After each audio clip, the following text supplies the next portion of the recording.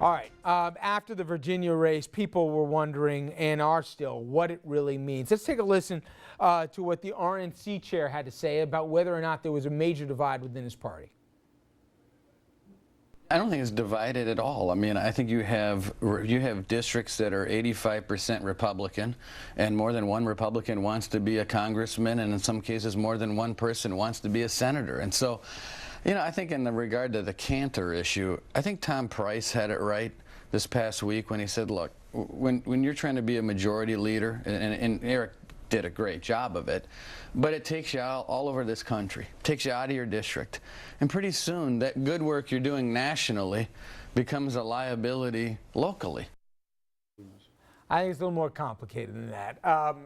Real simple here. What did it tell us?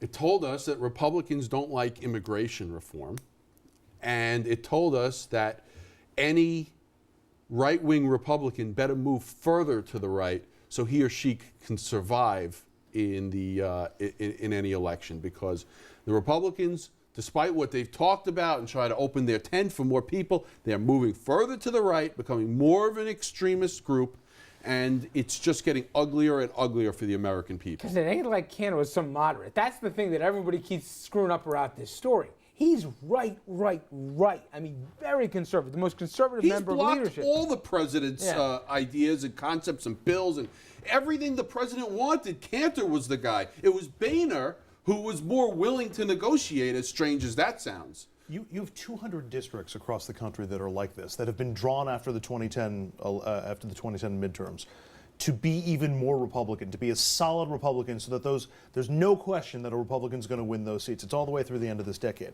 The downside of that is what happened to Eric Cantor, that now you have to be Republican enough.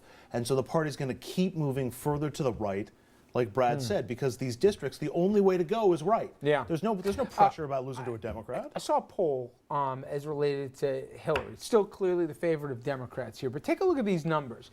Most Democrats, they want her to be the pick here. However, they want to see another Democrat also on the ticket. Do you think that she's going to clear the field here and we'll just have some fringe person? Or do you think there'll be legitimate competition for her in 2016, all things being equal? There will be absolutely no competition for Hillary Clinton. She is the Democratic nominee as of right now. The only question is, will she win the general election? And it's my contention that she will win. Can I just add She will one pick her own running note? mate, and that's that. Let's hear the qualifying note. The one qualifying note is that if Hillary Clinton slips up along the way, That's possible for okay, Clinton. and that doesn't mean that she falls out of favor quickly, but the point is that they see people slipping.